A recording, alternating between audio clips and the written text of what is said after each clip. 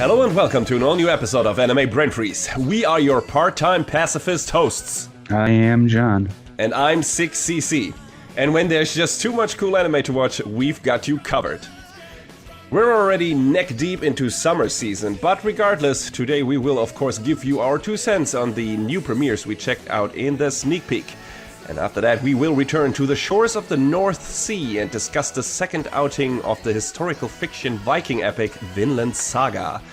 But before all of that, our resident embedded journalist John has been in the trenches of Anime Expo in Los Angeles, and he has brought back a blood-curdling report of the horrors he encountered there, which he will elaborate on momentarily in our recon section. So grab your lanyard, sharpen your battle axe, or get ready to sow the seeds of peace, depending on your worldview, and definitely don't pause the pod. We'll be right back.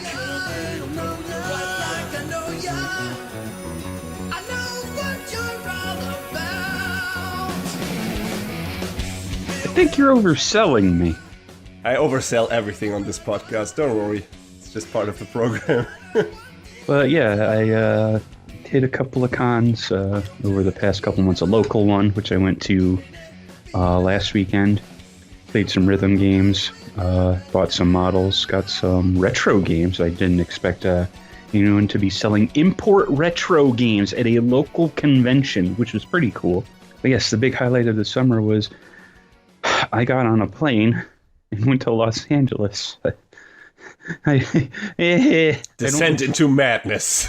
I don't like flying, but I wanted to go out there and met up with a friend of ours and went around the convention floor out there because, oh my God. So I had heard tales of Anime Expo being called LineCon. And if you've never been to it, you don't understand.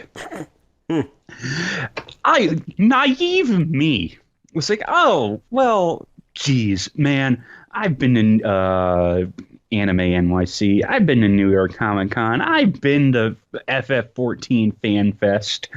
I'm no stranger to big shows. This was a whole new beast.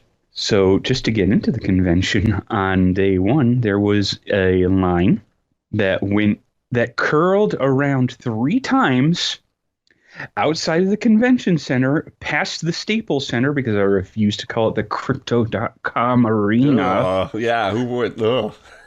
And then apparently the line split 3 ways beyond that. So it took like an hour and a half to get in on the first day. But once inside, there was a lot to do and see. And my friend, we didn't even try to go to any panels because holy moly, dude.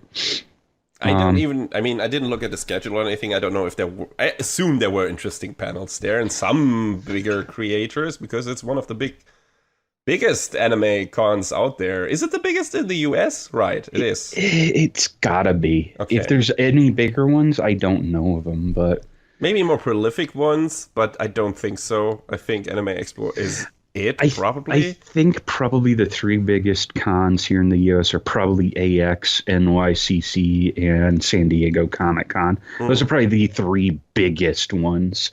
Otakon is probably up there too. Yeah. I mean, we went to it, 10, 12 years ago. Oh my God, what is time? 2010. 13 years! Mm-hmm. It's been a while. it's been a minute. But, that was also pretty big. I don't feel like it was as chaotic as AX was, but, it's also been almost a decade and a half, so things may have changed, and people have been wanting to get back to cons since the before times. Mm-hmm. I heard there were a lot of people. I mean, I don't know if it was as many as before the pandemic, but... So... yeah, there was a lot of people trying to get through part of the floor. There's a part of the floor that transitioned between the main exhibition vendor hall and then they called it entertainment hall, where they had some other exhibitors, and then the gaming section there. That in between section there was jammed up. You couldn't move through it. Just a blockade. Yeah, it was bad. And then they had someone on a bullhorn being like, you have to walk. And it's like, okay, all right, we're trying, you idiot. It sounds like not a time I would like to have. So, I mean, what made it bearable? Like, did you see some cool shit? We saw some neat stuff. Saw like friggin' Cygames was there, and they had their whole big bevy of like Uma Musume, Grand Blue, and Precon merch. That was all neat. You know, there was Bushiroad hawking all of their Vice Schwartz and Hollow Live stuff. There was Kotobukiya. They had set up a whole bunch of their Mega Man kits and Nice. some upcoming Armored Core kits that look really cool, dude. For Fires of Rubicon? Yes. It looks promising, but yeah, I've seen some of the model kits. They look good, yeah. Yeah. And then we tried some video games because, of course, there were some people there showing off some stuff like Aniplex was there with Fate Samurai Remnant, and it's, a smaller scale Musou game with Fate characters, and it's really cool. Couldn't believe Cygames had a playable build of Grand Blue Relink, so now after having put hands on that game, I am convinced it is finally real. Because it kept getting delayed into the ground, and I was like, "Oh, this game isn't coming out." When they said, "Oh, this game is coming out in 2022," it wasn't coming out in 2022. Oh, this game's coming out in 2023. It's not coming out in 2023. But now that I've seen a playable build, and it seems like really fun and really cool, I'm a little more convinced now. So, who else was there? Nippon Ichi was there, and they had a whole ton of games. I tried an action game called Cry Machina. That was cool. But the real interesting part of the show, being at the show, was our friend was like, "Hey, Inti Creates is here." "Oh, really? Let's go see what they're up to." Oh, neat. So we get over there, and the booth is cordoned off, and we're like, "What's going on here?" In walks Aika Kobayashi, the voice actress Yoshiko from Love Live Sunshine. And she's there for a photo op for the Yohane the Parhelion game that they're working on. And she comes in, takes some photos, playing the game in a standee of all of the characters, and then she just as quickly takes off with her entourage, and we were like, "What just happened?" Magic moment.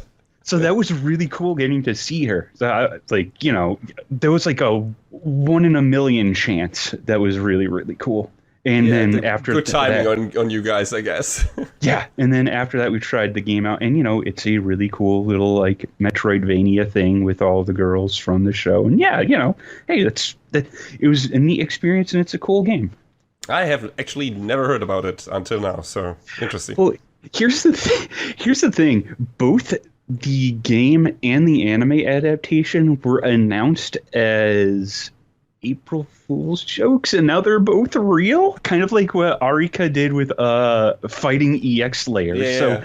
So sometimes you can believe things that are announced on April 1st, but it kind of pulled the wool over you and some of the others, some of our other friends' eyes, because AEX was not the main reason I went out to California.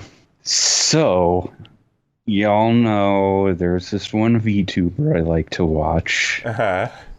She and the company that she works for put on a concert at the El Rey Theater in Hollywood. Is that a big stage? It's a smaller place, but it's pretty well known because there's a lot of other big acts that have been there. Mm-hmm. And it was decently well attended. There was maybe 100, 150 people there, and it was, for my first VTuber concert, it was a lot of fun. I think it was a lot of people's first quote unquote idol concert, myself included. But the spirit was there, and it was really cool, seeing people who I, have known over the past couple of years and getting to see all the girls live on stage. And that was cool. That was a neat experience that, like I said, that was the main driver, and also AEX was that weekend. So I decided, screw it, I'll do both since I'm there. It's going to be a good combination. I hope you didn't overexert yourself. Nah. I mean, it probably was also very hot in LA, so... You know what? It actually wasn't. Oh, nice. Because LA is closer to the coast. So, like, back here at home, it's hot, and not only is it hot, it's humid. Yeah. So out in LA, it was hot, but it was not humid, so it was comfortable. And the other thing about that the trip was the hotel I stayed at was super close to the convention center. Like they had a shuttle running every 20 to 60 minutes out there. It was a 10-minute walk. So I was just like, okay, I'll just walk to the convention center. That's easy. But yes, it was a multi-purpose trip that was a lot of fun, and I'm glad I decided to go for it in spite of my absolute hatred of flying. I mean, is there anyone who actually likes flying as a passenger in a big jet, whatever? I don't. I mean, some people handle it better than others. Like, yeah, sure. I don't mind it, but it's like it's a means to an end, right? It's not like, oh my god, I get to go on a plane and fly for like 10 hours to get to the US or something like that. So. Like I was lucky because the flight was direct both ways. So yeah, that's important. When I went to Vegas for a fan fest in 2018, it was not direct. I had to stop at O'Hare in Chicago on the way there, and at Dulles in Washington D.C. on the way home, which wasn't bad. The layovers were very, very short, and like in O'Hare, the plane was literally down the hall. And in Dulles, the other plane was across the hall. So it was very short and very easy. So I'm thankful for that. But my big issue is getting off the ground and getting into the air, because I'm just sort of like... Yeah, I get it. Yeah, it's always... That and the landing is always the best. And turbulence. Yeah, sure. Because the flight out to LA, the plane had, it had a flight tracker, as part of the seat back screen. And... boy shucks howdy, those flyover states in like Ohio and Indiana,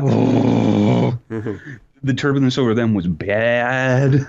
Yes. But I'm glad to hear you had a good time. Would you, like, now that you have experienced AX firsthand for the first time, would you recommend our listenership to go if they haven't been and they are in somewhat close proximity? If you're close, yeah.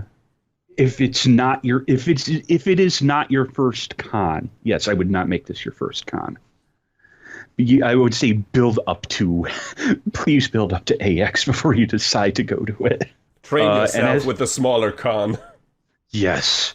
And as for the concert, I would go again if it was closer to home. Please, girls, if you're listening, please have your show on the East Coast next time. I should be clear. This was Production Kawaii's Forever Bloom concert. It was not the concert that happened the next day that our friend went to, Hololive Connect the World. It was not that one. Which is funny to say that they were the first big major 3D VTuber concert. Technically, they beat them by one day. But yes, it was a great trip, and it was a lot of fun. The only thing I regret is, my friend and I went to the booth for this one company called Retro Psycho, and they had so many retro import games, and I wanted to buy them all, but I had to restrain myself. It's just one thing, just because of the amount of space in my luggage. So I got myself a copy of Star Ocean. So, hey. That's nice. Yeah. But I got home, and I pretty much was dead for the next day. Imagine. Yeah. Jet lag did not hit on the way out, but boy, oh boy, did it hit on the way back. Yeah, but it seems like it was worth it. Yes, it was much worth it. I'll give some thought if I want to do it again next year. I don't know. The other trip I really wanted to make this year was FanFest, but as we record this, it is day 2 of FanFest, and tickets sold out in 15 minutes. So womp womp. We'll figure it out next. We'll all figure it out next year. Maybe some of us can do Comic-Con. Well, I don't know. Yeah, for me it's a money thing, but I would love to go and see you guys again, but we'll see what happens. Let's be real. It's always a money thing for all of us. Yes, but some people have longer trips than others, just saying. So, and longer means more expensive as well, so we'll see. Big true. But yes, that is my my con report. It was wild and crazy. I have 2 more shorter trips I'm going to do later in this year. One is local, one is in New York, but I am done with big giant trips for the year. I have met my quota, my whole one. Well, as long as it was a fun time. Yes, for sure.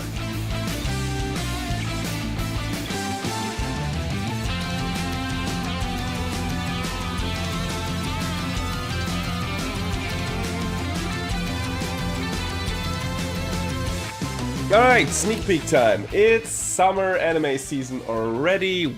I think some series are already airing their 4th episode or something. We started late. There was some rescheduling that had to be done, and we couldn't make it happen earlier, so we're running a bit late this time. But we're here now, so let's talk about the shows that we took a look at, which are not a lot this time around, because this is kind of a light season for both of us. For me, more than you this time, because I really only have a couple of shows that I was even interested in. So and a lot of backlog, so that fits very well.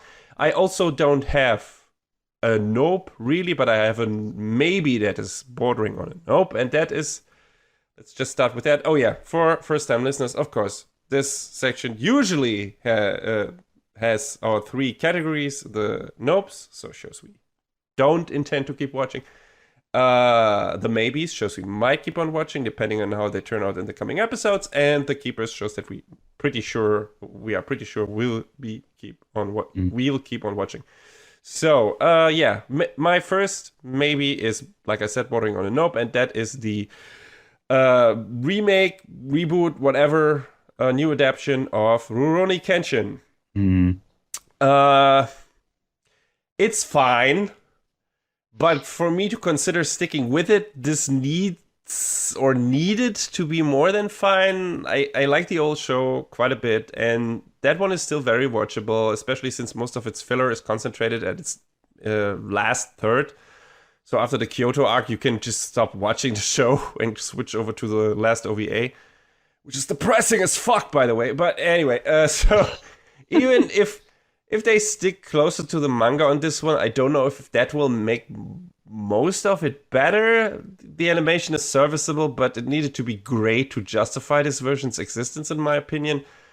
Like, if this is a Dragon Ball Kai version of the material, then sure. If this is your first time, like, checking out that franchise, it's probably gonna be the way to go, the thing to watch. But for me, it needed to be more than aggressively mid, which sadly is often Leiden Films' modus operandi, and they are handling this, so this is kind of what I expected. So this is bordering, like I said, on nope for me. I have only watched 1 episode, but so far I feel about this the same I felt about the Shaman King remake, which is, yeah, if there comes a point where I have literally nothing else to watch, I might binge it, but right now I'm not that interested. So unless they do something special with it in the coming episode or 2 episodes, I'm probably out. And the old show still exists, and I have it on DVD completely, all of the OVAs, all of the TV shows. So that's fine. I can still watch that, and we're gonna have a good time. And yeah, I don't know if I would have that with the new one, but I probably won't find out. So fair enough. Yeah, John, what is your first maybe? First maybe is The Devil is a Part-Timer Season 2, Part 2. These multi-core shows are killing me, man. It's getting worse with Spy Family next season. Did you see? It's officially called Season 2, but we already named the one we reviewed, the second part of the first season. Apparently we named that Season 2, if I'm not mistaken. So I have to rename that in our I thought No, hold on. No, no, the official name was Part 2, though. Yes, that's true. Okay, and we called it Season 2, right? So the problem was, we expected it to just be the second season, Because sometimes they just call the second season part 2, but no, it was only part 2 of the first season for some reason. So, yeah, the more you know. Couldn't have known ahead of time. No, I guess not. Anyway, I'm labeling The Devil as a part-timer maybe only because the first part of this season was kind of... Yeah, I wasn't too happy with it. If you remember, I remember our review, and that's why I didn't check out the second part of this. Because judging from what I heard from the manga, one of my main problems with the show, which is I forgot her name, the child's name, the baby, Alice Ramos. Alice Ramos. She's gonna stay. Yeah, I mean she's still in there, but they don't really. I mean, so far from the few episodes I've watched, they haven't like really overemphasized her. Like she has been in a few scenes, and okay, she's there. Yeah, but is the animation better? Is the direction better? It seems about the same. Yeah. Yeah. But I mean, I feel like you could do worse. True. You could do much, much better, though. Yeah, and that's the problem, right? Yeah. If I hadn't rewatched the first season before we watched the first part of the second one, I probably wouldn't have been so down on the show, but the first season was so good, and then the second season was so... Alright. Meh. So, that's just like my motivation to keep on watching the show at this point. Unless someone tells me, hey, it gets really good again, the story gets really good, and whatever, that weird MacGuffin baby disappears. So, yeah, I don't know. We'll see. I mean, I think they're kind of... I mean, so far she's kind of just been around occasionally, but they have this other character now who might be important to Alice Ramos, so we'll see. Yeah, I hope... I mean, I don't hate her, but at the same time, it's sort of like, Yeah, she's just a plot vehicle, really, and I don't know, it seems a bit lazy, that's all. Yeah. So, just saying, the dynamic... my main problem was she changed the dynamic between all of the main characters, and everything was kind of focusing on her at some point, and that was not the interesting dynamic that we had in the first season. So, right. Yeah, no, I get that. Yeah, we'll see. Maybe you'll report back if you finish it and tell me, hey, this was a really good season, and maybe I'll check it out again. But considering my backlog and everything, I'm not enticed to keep on watching this for now. I mean, they're kind of building some stuff with some of the characters on the side that could be neat. So, I'm at least interested in that. So we'll find out. Okay, yeah, then hope you have a good time with that. My next maybe is Undead Girl Murder Farce. What? That's the title. Okay. Yeah. That is... this show is set in an alternative version of the Meiji era where supernatural beings exist, but since the beginning of the westernization have been hunted down and are now mostly just theater acts for the low masses. And our main character, Tsugaru, is half human, half Oni, and plans to fight until the Oni fully consumes him and he can go berserk on the bloodthirsty audience and theater owners as kind of like a revenge thing. But then he comes across the immortal girl Aya and her maid Shizuku, who contract him, originally to kill Aya because someone cut off her head and abducted her body, so... After 900 years of living, she doesn't see much sense in going on now reduced to this state, which is understandable. But Tsugaru convinces Aya to join him in a quest to find whoever stole her body. Who apparently is working for the same guy who apparently took away Tsugaru's humanity and turned him into a half Oni. So they both have a reason to find that guy and let him have it. So this is a murder mystery by the guy who wrote Kaguya-sama. Oh. And that means it has very snappy, funny dialogue, and it looks good. The fight between Shizuku and Tsugaru in the first episode is well choreographed. And yeah, the OP is really fun. It's quite a banger, and yeah, it exuded a lot of charm in the first episode. And style, and I liked it. I liked the setting, I liked the supernatural angle, and I liked a murder mystery on occasion, more often than not. So yeah, this pushed all the right buttons for me, so I'm gonna probably keep on watching it, unless, like I said, I've only watched the first episode so far, but unless something boring happens in the coming episodes. So it's still a maybe for now. But yeah, this might become a keeper very quickly. John, what is your next maybe? Helck. Ah, yes. You told me about it. This being goofy fun. So this is a story all about a nation in the demon world where the demon king has been defeated at the hands of the heroes of humanity.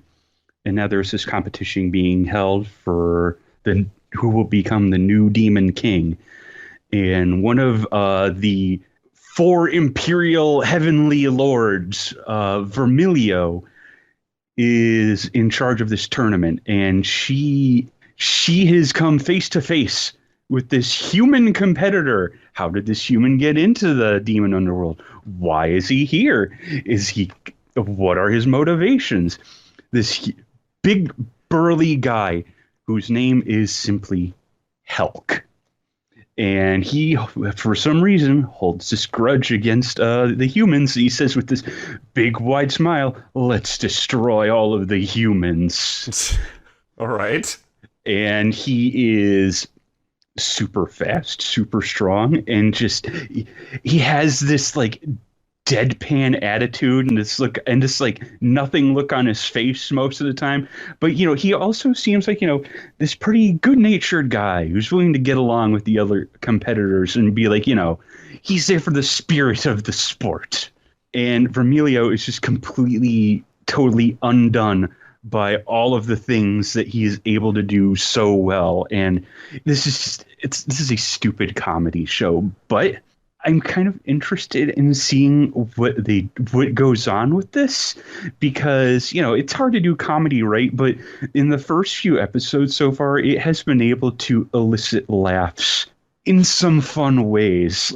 In more than one different, there's more than one type of laugh that they're going for with this show. That's and cool. Sometimes it's like, you'll have your character like, ha, sort of, whatever. Oh, okay, all right. But sometimes there's like, one of my favorite ones in the most recent episode was just like, you're expecting this one reaction, but you get like the complete opposite, just like, oh, okay, sort of reaction. And I think that's equally funny. Just sometimes the subversion of expectation is equally funny. Absolutely. I mean, so it's nice that it's not a one joke show, which we've had a couple of in the past years. But this sounds more like something maybe along the lines of Made Wars. Yeah, I could see that comparison. That also had a lot of different comedic angles to it. First, the whole concept, but then also great situational comedy, some witty banter and stuff like that. So, yeah, sounds good. Yeah, and I mean, it's produced by the folks at Satellite, so it looks pretty good, or it has looked pretty good so far. And as far as I know, the manga for this has had its run. So this could be the complete story that they're trying to tell with the show. But, that will remain to be seen, because I think it's slated for like 24, 25, 26 episodes. It's slated to run for 2 seasons. Maybe there'll be more after that. Don't know, how they'll compress the story down, but, we'll see. I'm here to at least check it out and see how much further it goes. But, tentatively, we'll see what happens with it. So, are we into keepers now, I believe? Not quite yet. I still have one maybe left. Oh, okay. So don't really have many keepers. And that is Zom 100. The bucket list of the dead. John, what do you think is worse? Work or a zombie apocalypse? Work. The main character of this story probably will agree with you, because he is trapped in his torturous office job, depressed as fuck. Dude, that's a mood. Yeah, but suddenly zombie outbreak, which gives him the unexpected and welcome opportunity to escape his daily grind and makes him very, very happy. He also draws up a bucket list of 100 things he wants to do now, which he wasn't able to do because work was petrifying his very existence. And of course, zombies everywhere, which doesn't make getting that list done any easier. But that's where the fun parts and hijinks come in. It's a really good looking show. Great humor. The animation is top notch. The color palette pops, and I'm ready to follow the main character on his apocalyptic fun time adventure.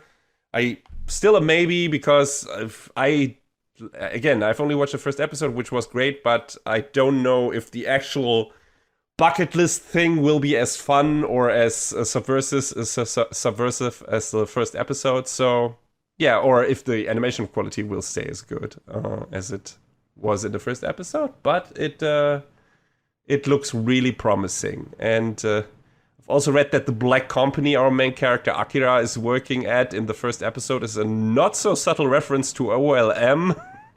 Oh no. Oh yeah. Oh no. Interesting. I wonder if there's more like that in there, though I feel like the company life part of Akira's life is now really over. So we'll see what he does in the remaining episodes. But yeah, first episode was a banger.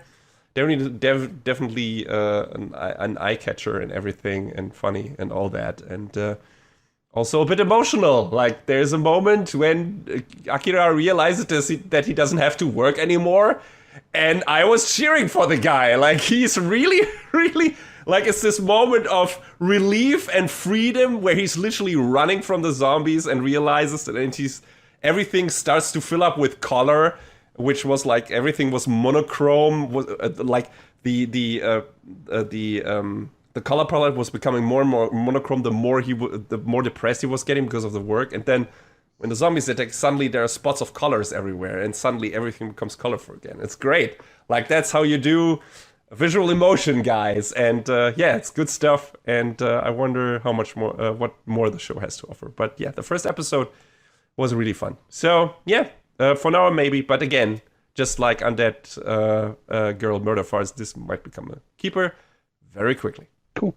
All right, then we're moving over to the keepers. John, what is your first keeper? My first keeper was one I wasn't expecting, but apparently Tonikaku Kawaii is back for like a mini season during the summer. So Tonikaku Kawaii High School Days is this like 4-episode thing that's getting shown every other week, and NASA has been recruited by one of his former teachers to help out at a school teaching programming to an all-girls class.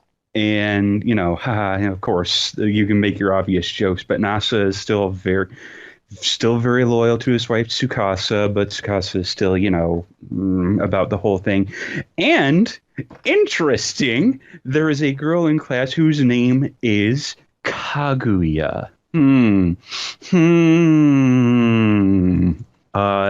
NASA finds at one point on one of the blackboards a whole bunch of big maths that would, work out to, this is how you would calculate a trip to the moon. But then he was like, but there's no maths for calculating your trip back home. And then he gets chewed out by this girl, like, maybe I don't want to come home. And it's like, oh, there's something going on here, isn't there? So, I'll keep watching this show because I like these characters, and I'm interested to see how that plays out and what does that mean. Sounds like an interesting, unexpected little mystery. Yeah, and like I said, I was, after the last season ended, I was like, that was fun. Here's 4 more episodes. Okay, sure. Definitely watch more of that. So, what's another keeper you have? Another keeper is kind of talked about it a little bit during the con report, but Yohane the Parhelion, Sunshine in the Mirror.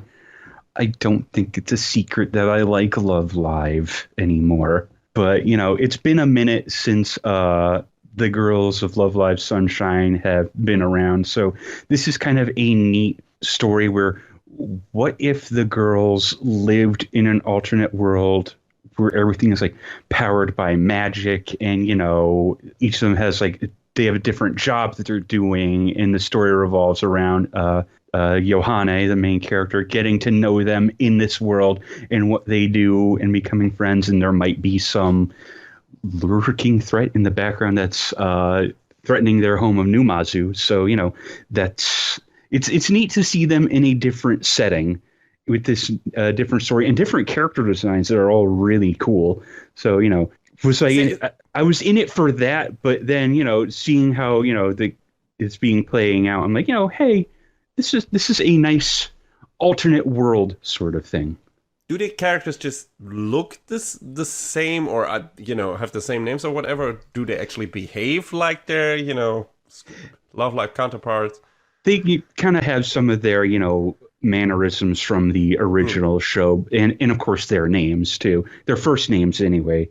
Well, I mean, Yohane's name in the original was Yoshiko, but she fancied herself Yohane the Devil, so it's a real big chuny energy. So that could be just some, I don't know, maybe they at some point will reference it back in the other show and be like, hey, this is just something she cooked up in her head, and maybe she wrote in her diary or some shit, or or on fanfiction.net or whatever. I don't know. I mean, I hope not, because this is not being played as like isekai or anything. It is being played as, it is the characters that but a different setting, and they kind of have like different roles to play. Sure. I mean, it could be, anime have done the stuff before where they have like an in-universe TV show with some of the characters, then that gets spun out and, have that becomes its own story. So maybe it could be also something like that. Who knows? Yeah. But it's a fun concept. Is there also singing, or is that completely out of the show? There's a little bit of it. Okay, all right. I was just wondering how much it is still linked to the original thing. Well, I mean, Yohane's big goal is to become big famous. And she went to the equivalent of Tokyo in this world to try and hit it big. And when she didn't, after a year, her mother was like, okay, you need to come home and figure out your life. So, oops. That is one of the big cruxes of the story. But, her mother still wants her to live her life and do what she wants. So, she's like, okay, you have until the end of this summer to get something figured out. And, that is the main throughway on the plot. But yeah, it's very, it's been very pretty story. I showed you the OP. It's a banger. Yeah, absolutely.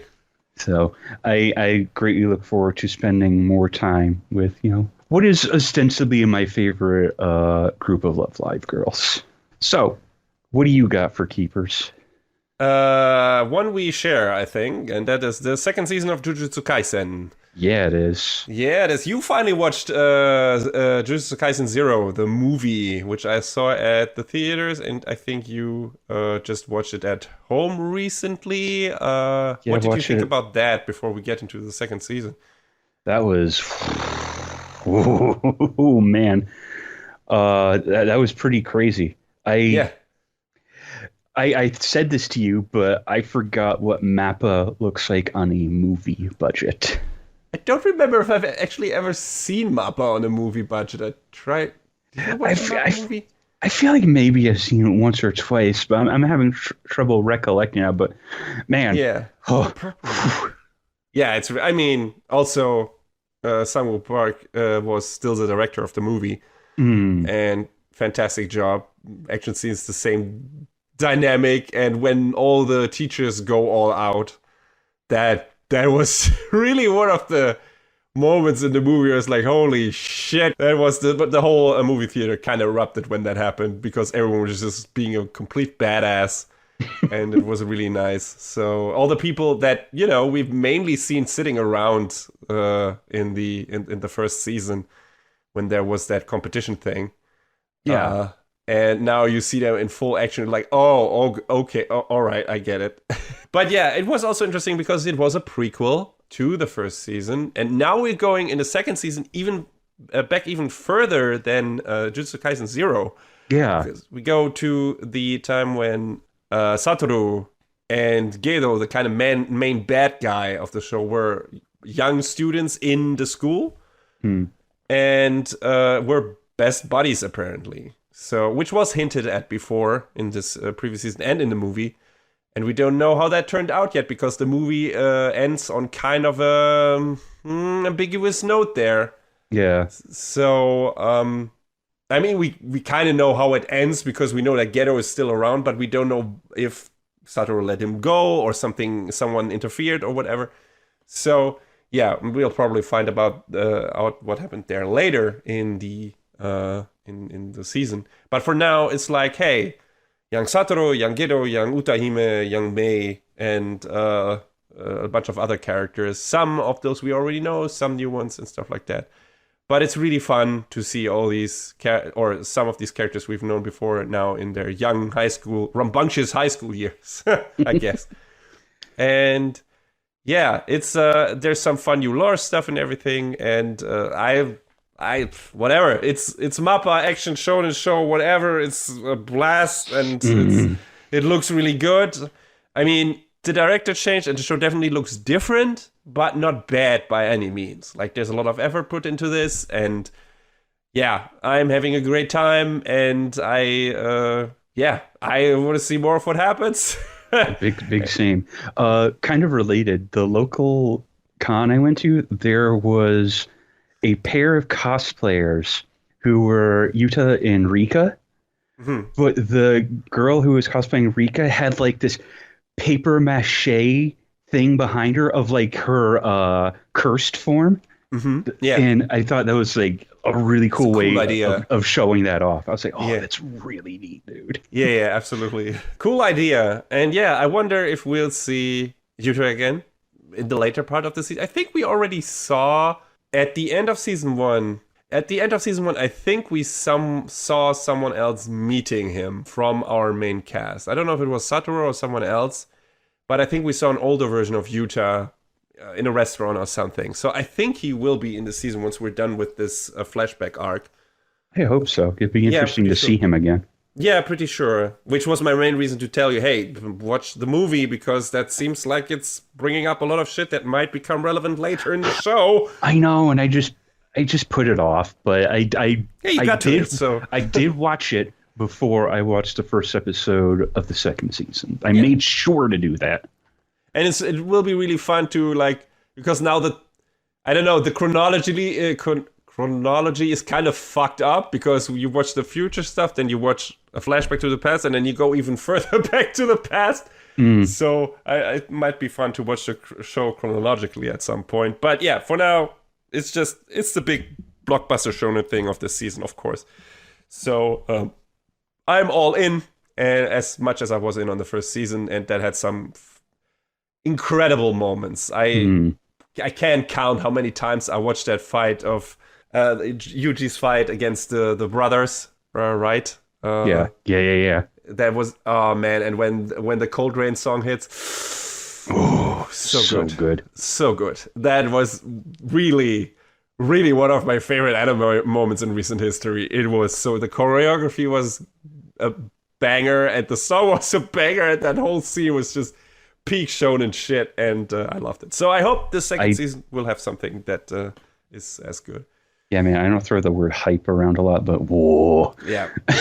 Good stuff. Like, yeah, the tag team fight of Yuji and Nobara and their key moments, and both of them being complete badasses, was just so great and so well animated. So we'll see if the second season can offer something like that. I have only watched the first episode so far, like for everything else that we talked about. I assume you're already farther ahead, episode 3, or I don't know if 4 is out yet. I'm gonna catch up soon, John, but I've heard things are already starting to pop. Yeah, it goes hard. By the time you hit the end of episode 3, and then then what it immediately transitions to in the start of 4. Oof. I'm looking forward to it. In fact, that's probably the first thing I'm gonna tackle in my catch up marathon, because there are a lot of shows I need to catch up, because there was more I was more playing games in recent weeks instead of watching my anime. So that's coming back to bite me in the ass now. But at least this is a light season. But Jujutsu Kaisen season 2 is a definite keeper for me, as it always would have been, unless it had switched studios to, I don't know, something like JC Staff. Leiden Films or Dean. Oh, I was about to say Dean. But it's too high profile for that. So right now it's one of those big shonen names. So just like Demon Slayer, and I'm pretty sure it's gonna keep on getting the good treatment. So yeah, looking forward to seeing more. And it seems you are too. Yeah, definitely. So I think you have one keeper left, John, or two? No, I have one more. Okay. It's Rent a Girlfriend. I should have seen this coming. You can't escape, John. Third season starts with Kazuya trying to help Chizuru get this plan off the ground to make a movie because Chizuru's grandma is in the hospital and she's not doing very well. And she wants to be able to show her grandmother that she was in a movie before she passes.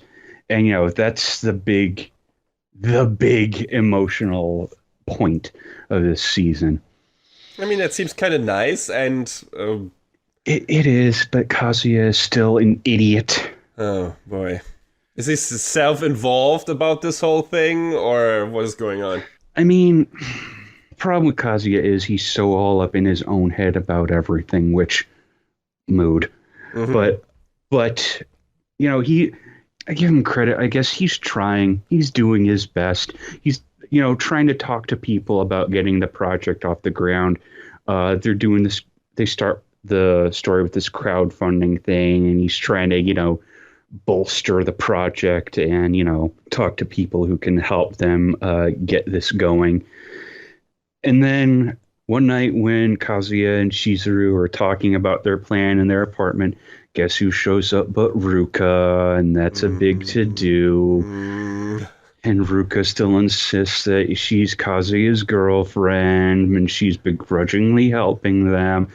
And then there's a new neighbor girl who gets involved, too. Oh, great! And Yaemori means well, but she needs to learn how to shut her mouth, because she sort of spills the beans to Chizuru that, oh yeah, Kazuya is totally into you.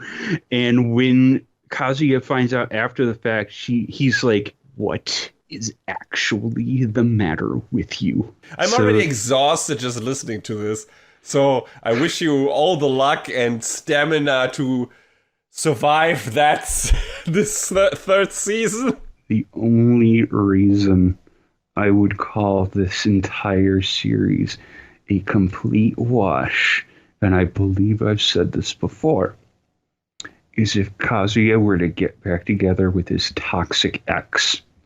And if that happens, you can't see it, but I'm shaking my head because I don't know what to say beyond that. At this point, you wonder if he actually deserves that, maybe, the way he's acting. But he doesn't. It's clear he doesn't want that.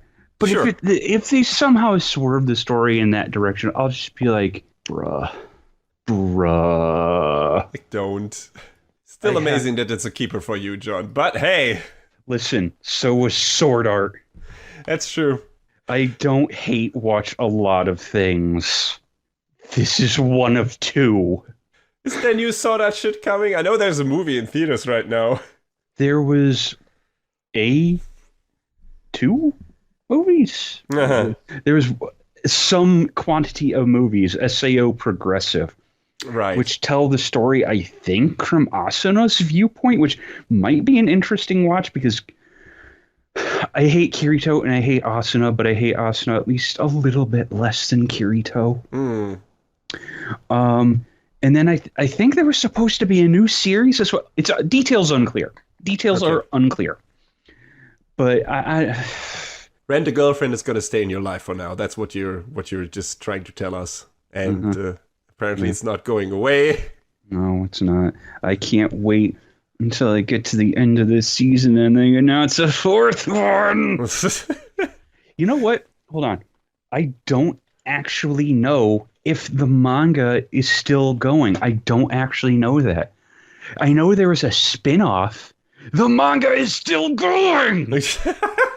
Why? Just for you, John. Just for you. There's a spin-off manga that is also apparently still going, centered around one of the other girls, Sumi. Like, Sumi is a nothing character. Well, that's you know that's also gonna get an anime adaptation, and you're gonna watch that too. Like, and it's never gonna leave your life because this show is gonna run for 11 seasons. Sumi, I mean, don't say 11. Don't say a double-digit number. Sumi is a wholly inoffensive character who exists to exist. Yeah, well, there you go. So, like, why do you mean the manga is still going? I thought the manga had ended. Well, not much to say about that anymore, I guess. And since John is lost, his soul is damned. Let's move on. Yes, to much more enticing and happy,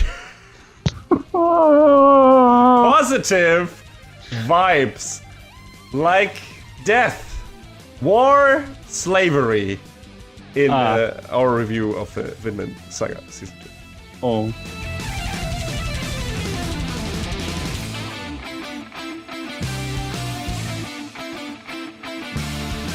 So, we loved the first season of Vinland Saga. I think I can speak for both of us there. Was one of my most anticipated things, and I got you hyped on it too. So that was a good thing, I guess, because after that first season finished, we both were like super satisfied with it. It was a great story, great characters, and everything looked great. Was handled by Studio Wit. And it was just kind of the prologue of the story in a way, or just like the first part with Thorfinn still being in his youth and like the whole season kind of being him being on a single-minded mission to revenge his father's death. I don't think I said this originally, but when we got to the end of the first season, I couldn't believe it when it said end of the prologue. I was like, what do you mean? That was the prologue? Yeah. Well, it kind of makes sense, right? Because after this, Thorfinn becomes a completely different character. That's true. In this season. I mean, he still has development from one character state to another in this season, but he is already a different person here due to what happened to him. But in the first season, he was like this little rage machine that was driven by his father, like his ideal, the person he looked up to the most, being killed in front of his eyes by a guy, a mercenary named Askeladd, who had his own mission. And then they're also roping in a Danish prince called Canute, who becomes much more important in this season. So that the first season was kind of like their story, Canute, Askeladd, and Thorfinn, but with not that much happening with Thorfinn in the first season, since he was kind of like the same character all the time. It was just like, eventually I'm going to kill Askeladd, eventually I'm going to kill Askeladd, but until then, he's kind of manipulating me to do whatever he wants me to do, which had them develop this weird replacement father-son dynamic, which then made it even more problematic for Thorfinn when Askeladd does a thing at the end of season 1 that gets him killed intentionally, and Thorfinn loses basically his entire drive to live, his entire reason why he exists. Like, the person that he thought he hated the most, or that he convinced himself he hated the most, just died, and he wasn't the one doing it. And also that person at this point had already become something else than his arch enemy, and was kind of a father figure as well. So basically his entire life stopped to exist at this point, at least as far as he knew it, right? So this is kind of where we ended on, but that's not really where this season, the second season, picks back up. First of all, we had a studio switch here. Just like with Attack on Titan, the show switched from Studio Wit to MAPPA. And as with Attack on Titan, this season does maybe not look as good as the previous one, but it's very close. The character designs are not as sharp, and the environmental shots don't exude quite the same pristine beauty as they did before. But the animation is still great. The direction is just as strong. Makes sense because it's the same director, Shuhei Yabuta, as before. And the soundtrack is magnificent, yet again handled by Yutaka Yamada. A lot of nice somber piano pieces, but also a lot of orchestral stuff. And once the action gets going this season, which takes quite a while, some riveting war drum stuff and everything. So, yeah. Presentation-wise, I would say this is on par with the first season. Would you agree, John? Oh, absolutely. Like, yeah, there were, like you said, some differences. I feel like most notably the character designs, but I feel like on the whole, this is just as good as the first season, honestly. Yeah, I agree. There was never really a moment where I felt like, ooh, this is a downgrade or anything. Quite the contrary. It was like, oh man, this is still looking great, and put the emphasis on stuff like I don't remember if the first season did that as much. It might have been, and I might have just forgot, but it really, this season really put the focus on showing people's hands that are, if you want to call it, scarred by work, where like damaged nails and everything, and there are blisters on it, and the hands are swollen and stuff like that. And they show that a lot, like to show that these people, some of them slaves, some of them farmers, like that they are doing heavy work, and just they show that when they are holding each other's hands and stuff like that. And there are some tender moments in certain scenes, especially later, and we'll get to that are kind of gut-wrenching, and there's a lot of focus on showing these people's hands, and see that these are worker hands, and that the characters basically have done some things and seen some things. So that jumped out at me. And MAPPA did a really good job at emphasizing that. I liked it a lot. This season in general just starts off on... has a couple of poems thrown in that introduce us to certain parts of the story, I guess. The first one and the most prominent one that is at the front and the back half of the show, or gets brought up back again, is this Carved poem. I don't know if it's actually an Icelandic poem really, or if it was just made up by the creator of the manga. And it says, carve it into the body, carve it into the ground, carve it into the ocean, carve it into your enemies, carve it into your victims or your spoils, depending on how you look at the translation, I think. Carve that warmth into me. And that was really interesting. I didn't really know what to make of it, but over the course of the season, with where the story was going and what it was doing with people's intentions being conveyed to other people, and also the memories of people, and some characters having to carry the burden of the memories of the people that they killed, Thorfinn, our main character, mostly being responsible for that and having to deal with that. And also love being a big part, that one person cannot exist really without some form of love. Maybe like there's another poem in here that is like a fir on a barren land withers with neither bark nor leaf, so too does the man loved by none, why should he live a long life? And that is also resonating if you look at a lot of some of the characters in the show that feel all alone in the world and have kind of given up on life and stuff like that, or have succumbed to a certain way of life, them being either the victims of other people or the victimizers, like the people who do bad things to other people.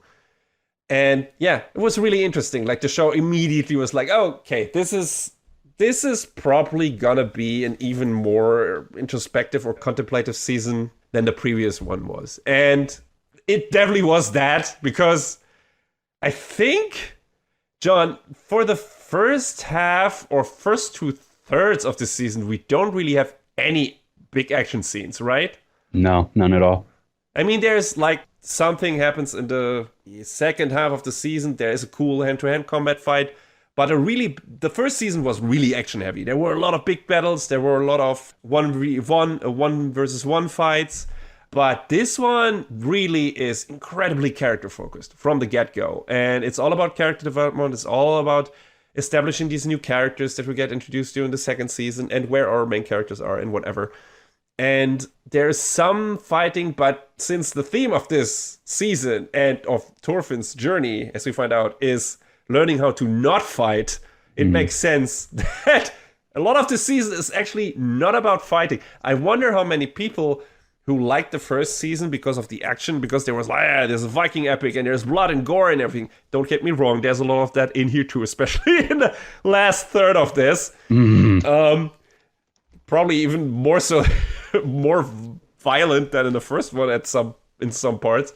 But that's not what this season is mostly about. While the first season felt much more straightforward and action heavy. And this one definitely did not. John, how did you feel about the switch in focus in the second season? Did you like it? Were you like, hey, I did not expect this, but I appreciate it? Or were there something that bothered you with that switch of pacing and everything and the way the story was going? Yeah, I mean, it was not something I expected, but I think, now that Thorfinn has seen some stuff and done some stuff, I think it makes it a bit more interesting to, see that this is the next step in his arc. Yeah. That, he's trying to change his ways, and that, now after, obviously we can't speak in detail yet about it, but now he has a clear goal. Yes. And it took a lot to get him there. Because, when you're young, you're brash and you're stupid and you do things that you shouldn't. But now that, and he's not even that old, but now that he has seen and done things, he understands, okay, all right, this is what I want to do. This is what I need to do. And I think that this season definitely illustrated that really well. Yes, and it's so, in my opinion, which was my favorite thing about this, is in the first season, Thorfinn is not really a sympathetic character. Mm-hmm. He is single-minded. It's understandable. We know where he's coming. We know why he is the way he is. And it's totally understandable that he's this single-minded, revenge-driven rabid dog in a way. And he's also still a teenager at that point. But, it's still like, if you have to deal with that for 24 episodes or something, that kind of, not talking a lot, but when he talks, he's being an asshole to everyone, is, at some point you're like, oh God, Thorfinn, come on, shut the fuck up, or something like that. Or maybe be nice to a person for a change, which happens on occasion, right? He develops some kind of rapport with Canute and stuff like that. It's not like they actually really, I guess, like each other, but they have like this brother-ish relationship, I guess, or, rival thing going on, or, forced friends. I don't know, but it's interesting. And he has the thing with Ashila going and stuff like that. But he's a very difficult person to like in the first season, aside from his, all the horrifying shit that happened to him, which makes him sympathetic by default in a way, because you feel sorry for him. But that only will carry you so far in any story. So I was really interested to see, okay, what is the story going to do? Because I had only read the manga up to the point where the first season of the anime ended. So I didn't know where we were going from there. I was like, okay, what are they going to do? How are they going to develop Thorfinn in a way that makes him a good, sympathetic, but also interesting and enticing main character? And in my opinion, they succeeded on every level. Like the way they turn him around. By the end of this, he has become such a sympathetic and even cooler character than he was before. Before he was cool because he was a kick-ass fighter, right? He could kick so much ass, but even with a small stature. And he was a menace on the battlefield and stuff like that. But now he found a different way to fight, and we'll get to that. But, or not.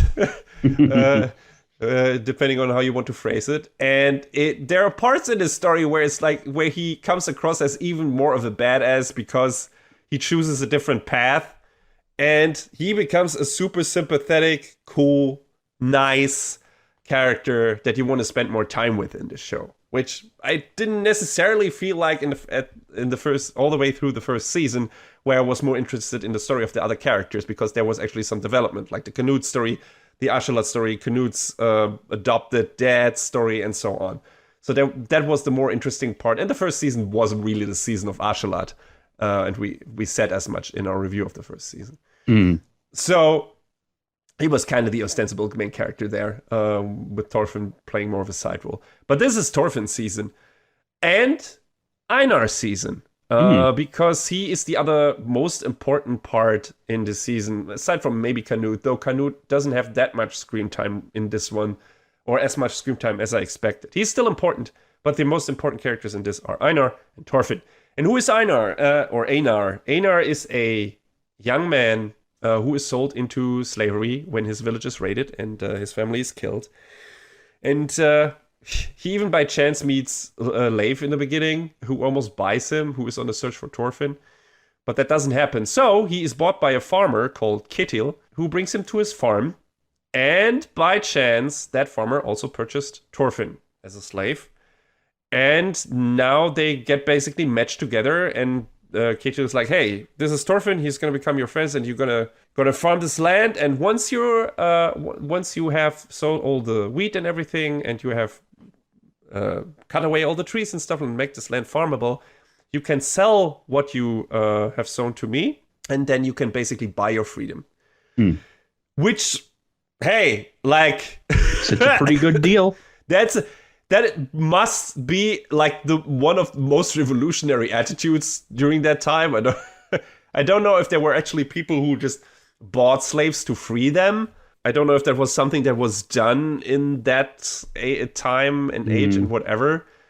But even then, like this attitude of Ketil seems pretty revolutionary, the way he approaches this. And it's like, okay, hey, if you're stuck with this shitty lot, that's something. And he's like, hey, this will probably take 3 years or something, and then you're free.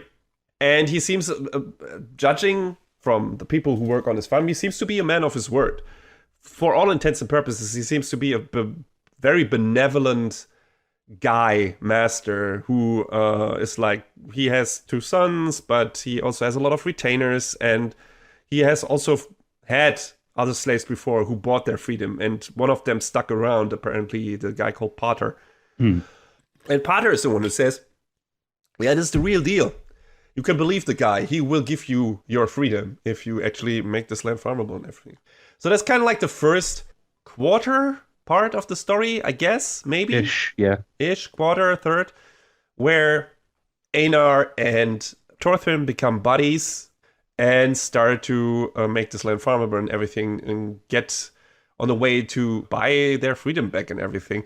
And it's cool, like, to see that they're a kind of great match, because in the beginning they couldn't be more different, because Einar is like this kind of hot-headed fury guy who has like this will instilled in him from his mother and his sister, who both died. But his mother, before she died, told him, you gotta live, right? As long as you live, there is still hope. You can still do things. You can still rebuild. You can still remake your life and everything. So don't give up, right?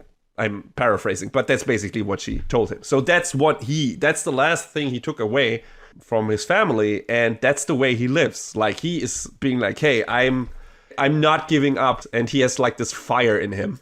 And Thorfinn is at this point the complete opposite, because he has, like we established before, lost any reason to live. He is a hollow husk.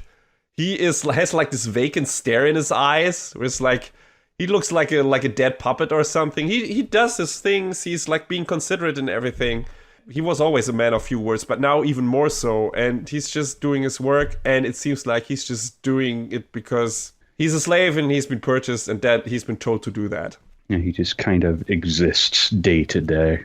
Yeah, exactly. And not much else. And it's kind of genius to have almost the entire first episode play without showing what happened to Thorfinn after the powerful events of the season 1 finale. And that makes his reveal at the end all the more effective, in my opinion. I really like that, because it was like we basically see only Einar and then his journey, and then where's this leading to? Where's Thorfinn? Where are all the other characters? And then, oh, okay, I get it. So that was really good. And a good musical sting when they revealed that. It's like, oh, this is where the story is going. Okay. I mean, the OP also teases that. No, the ED, not the OP. The ED teases then us what their journey is actually going to be, because we see some nice intercuts of Thorfinn being like tortured by his memories and everything. And this small scene of Einar yelling out at him. And then at the end, like patting him on the shoulder. And it's like, okay, these two, Einar is going to become actual Thorfinn's friend. And he's going to pull him out of this funk and going to show him a new path in life and a new reason to live. And that was really nice. It's like, okay, this is the clear goal. This is what we're going with. The interesting part is how we're getting there. And yeah, it's, like I said, first of all, become friends, make this land farmable. And it's not as easy and not as boring as you might think, because not everyone on the farm is as considerate as Ketil. Like, the free men look down on the slaves and bully them, which is especially shitty considering they could have ended up in the same situation, so they should know better, but of course they can't see that, so they're being assholes. And everyone tries to suck up to Ketil by being nice to one of his sons, Oma, who is supposed to inherit the farm, and that also causes problems. Like, even though he doesn't even want to inherit the farm, he wants to go to war because he's a little dipshit. He has no idea what that actually means. And yeah, the way this works out, one of the bodyguards, the farm has some bodyguards, like this mercenary band with characters who have like animal names, like Fox and Badger and Snake. And one of them, Fox, is a real prick and convinces Olmo that to become a real man, he has to undergo the rite of passage that is killing someone, preferably a slave, because you're actually allowed to kill those, of course. Charming. And yeah, so that's one of the first things where we actually see the depths of Thorfinn's despair, because he is not fighting back. Like, Fox is just trying to intimidate Thorfinn because he and Einar are the chosen targets for this rite of passage that the mercenaries pick. Fox tries to intimidate Thorfinn with the threat of death, but we know and we realize pretty quickly that Thorfinn could kill him with a little finger, but it's just so disheartening to see him being so fed up with the never-ending nightmare of his life that he'd rather die. He's just standing there, just being cut with the sword, and like part of his ear is cut off, and that stays that way. It's not like one of those magical shonen anime where that shit gets repaired magically. No, he has a cut ear for the rest of the season. It's a little more grounded. Yes, absolutely. So. Yeah, that it's like, wow, okay, this he is so far gone. He doesn't give a shit. He's like, I have never seen anything good in my life, or at least in the last years. Like, I don't remember anything good about my life. All is hell, so fuck it. He's kind of giving up.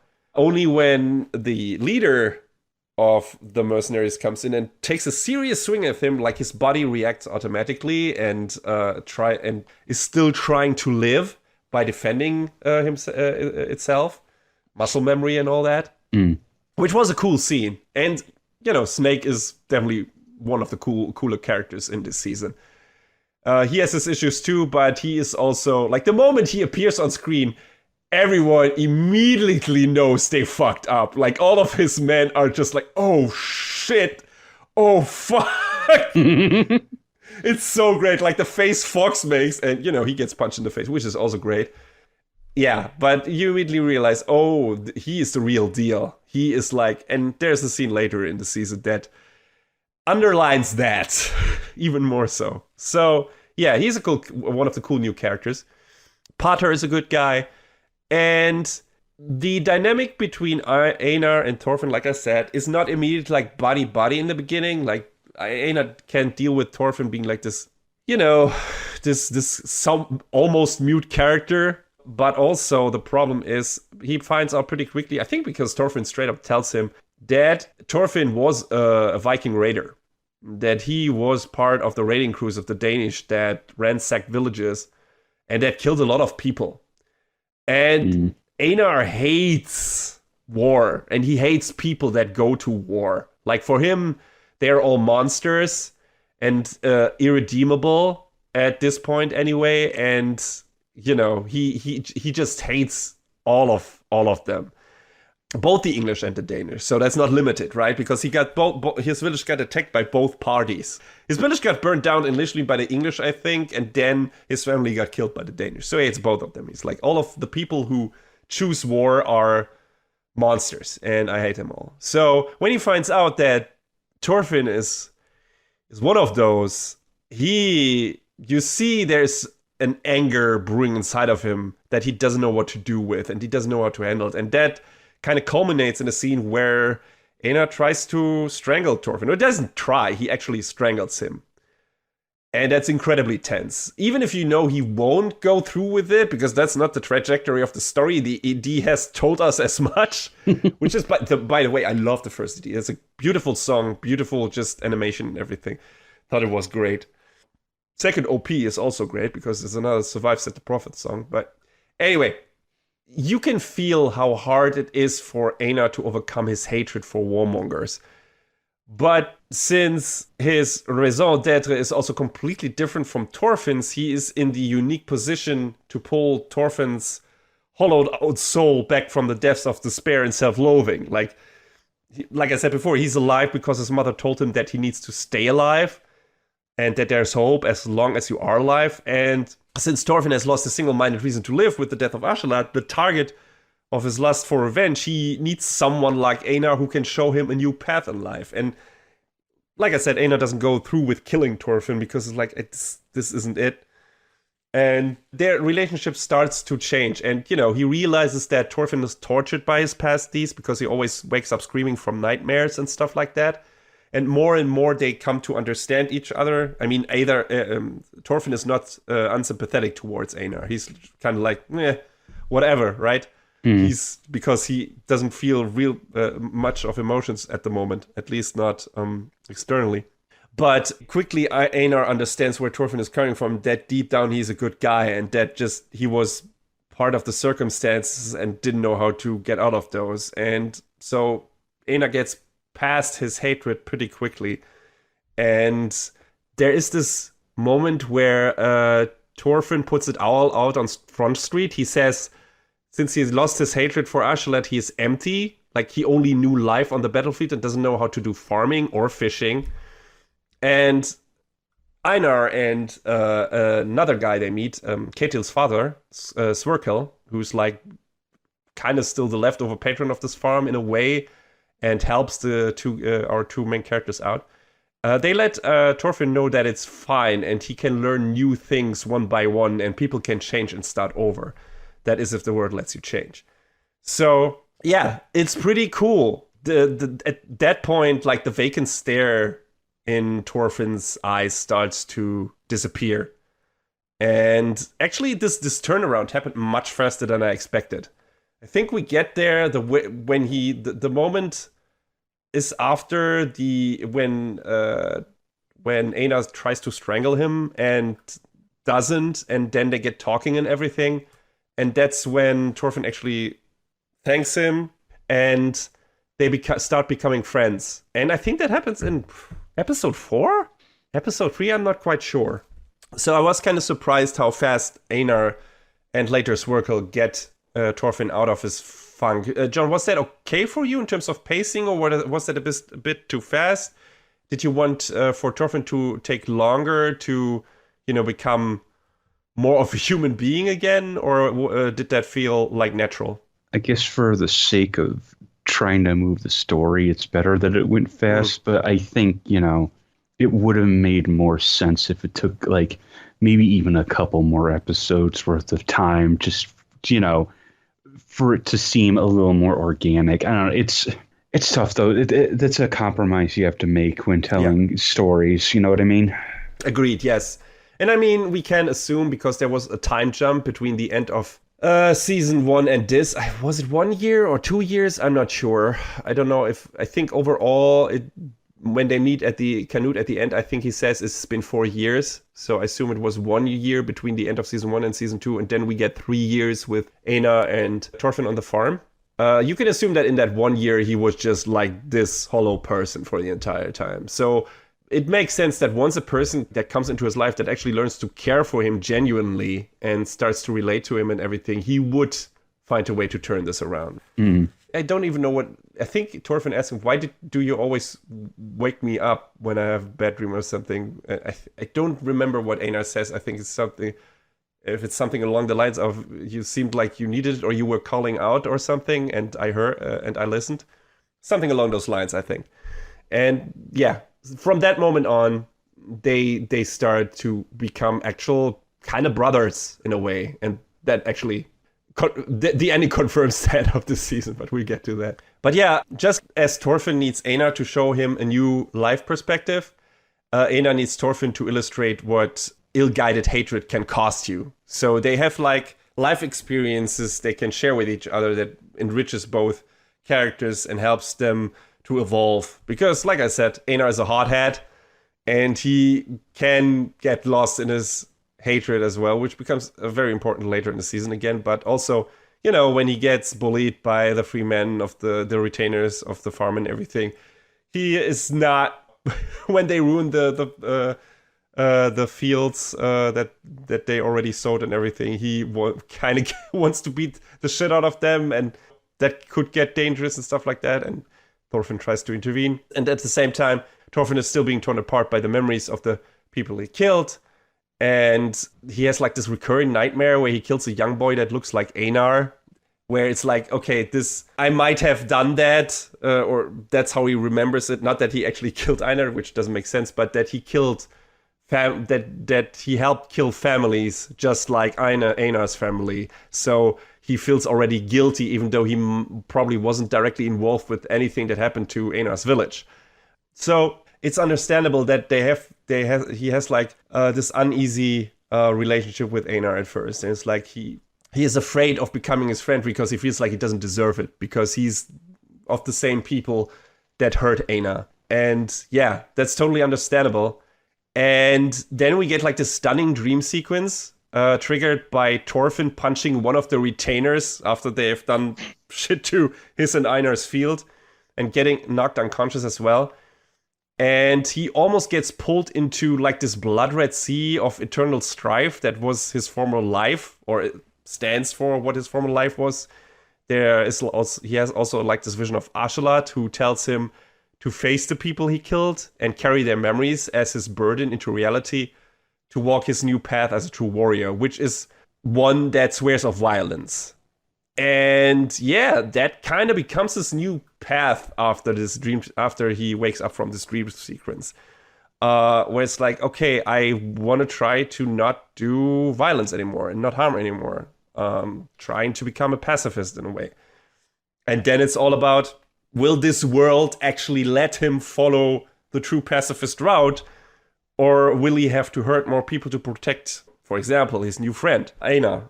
But yeah, there's also some world building happening here. After King Sweyn being killed at the end of the first season, he is succeeded by his son Harald, who is the older brother of Canute, who becomes the king of Denmark. And after getting rid of some rebellious English forces, Canute is crowned the king of England. And as much as we could assume before, he is a gifted tactician and not afraid to use underhanded methods, like poisoning his enemies. He has somewhat of a moral compass, or a moral mission, I guess.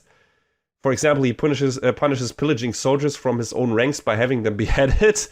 But at that moment, you're still wondering, okay, what is this long game? We know he has like kind of vision of a utopia, but we didn't really know what that means yet and how he means to realize it. So that was an interesting part. And Canute and his brother have a good relationship, at least as kids, but that doesn't stop Canute from poisoning his brother to become the one true king of the Northern Sea. I guess all in the service of his ambition to create his vision of a utopia without strife. Like, probably he thinks that under his unified rule, he can control all of the Vikings who do so much violence and everything, and that will lead to less harm for the normal people. He also has visions of the head of King Swain mocking him for taking the same cursed path, or this cursed path. But at this moment, Canute seems to be more amused by it than anything else. He's kind of cocky, talking bad to the severed head of his father, which was kind of gruesome, but also funny scene. Yeah, that's what's happening at this part of the story. And then we get another time jump, like I said, of 3 years, where Thorfinn and Einar are basically just tending the fields and fulfilling their goal to buy their freedom. And that's, what happens. And they actually managed to pull that off, which is great. And Ketil even gives them a little bonus and is like, hey, you don't even need to sell me that stuff. You can just, once you're done with sowing these seeds, you're free.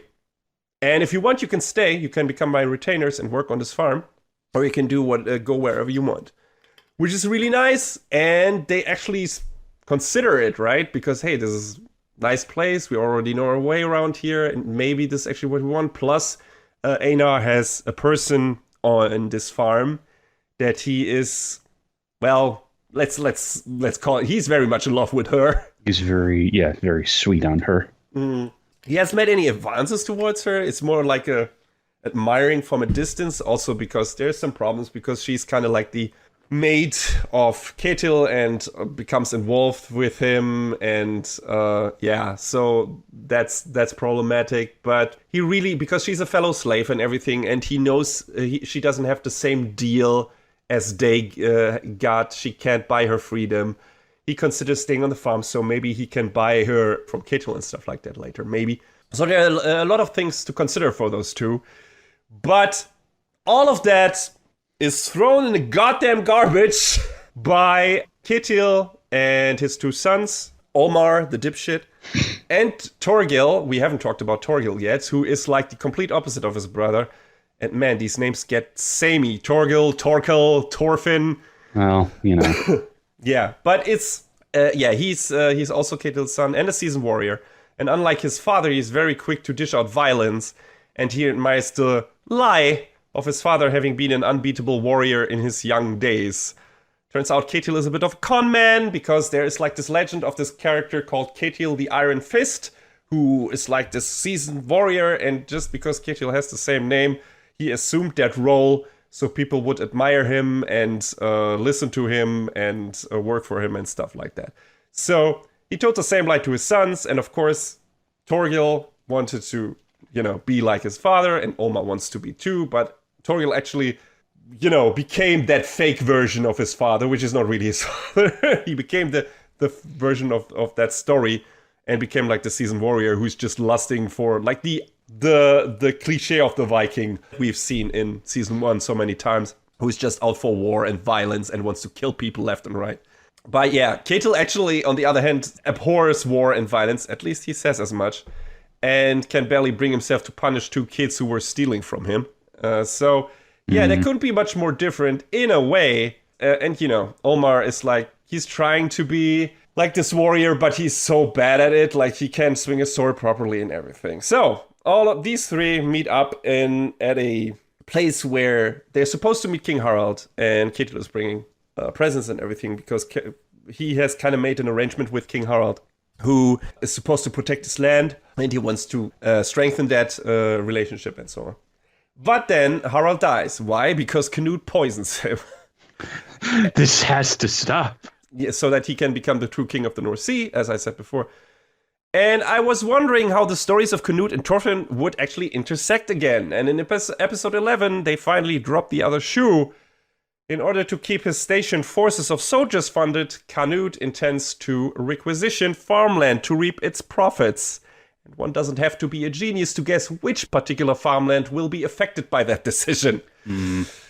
And yeah, so during that meeting where Ketil was actually supposed to meet Harald, he meets Canute, and Canute learns that Ketil is a very wealthy farmer. And he's like, well, there's our first goal. This is the farm we're gonna requisite first, but we can't do it just without reason, or we might get some ire from the people. So we're gonna set up a little theater act, and make Omar, who is just so Idiot. desperate to join the ranks. Yeah. He's an idiot. He's an idiot, yeah. He's such a punk. Like, he has a goddamn skull as a belt buckle. What a fucking poser. I mean, I guess I should feel sorry for him for being played for a fool so thoroughly, but my empathy for overzealous dipshits has its limits.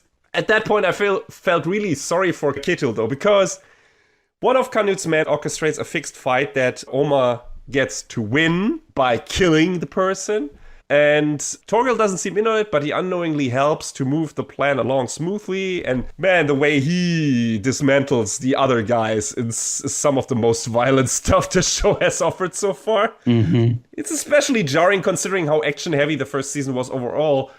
And this one wasn't. Like I said, we don't really had a big action scene in the first half of the season up to this point.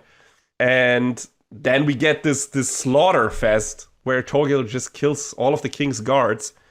And yeah, that is what they wanted. They wanted a reason for, because this is of course an insult to the king and everything, and now they have a reason to requisite Ketil's land as a punishment. And Ketil sees everything, he's gonna lose everything, and he can't do anything about it, and they have to flee the meeting. And they actually managed to do that with the help of Leif, who they run into. And Leif is still on the mission to find Thorfinn, and he actually finds out that Ketil has a slave who his name is Thorfinn, and manages the description that he's giving out. So he helps them under the condition that he gets to take Thorfinn away from the farm and back to Iceland. And yeah, that kinda is the setup for the last part of this season, where we all know this will culminate in a big battle between Canut's forces and the people on the farm. There's a additional hook thrown into this as well, because Arnate, the woman that Aina is very smitten with, her husband is also a slave and freed himself from a neighboring farm, killed his owners and everything, and tries to reclaim her, so to speak. And we learn her whole backstory, which is really sad and visibly affects Thorfinn. Mm-hmm. Because, again, he knows he could have been part of the raiding party that attacked her village.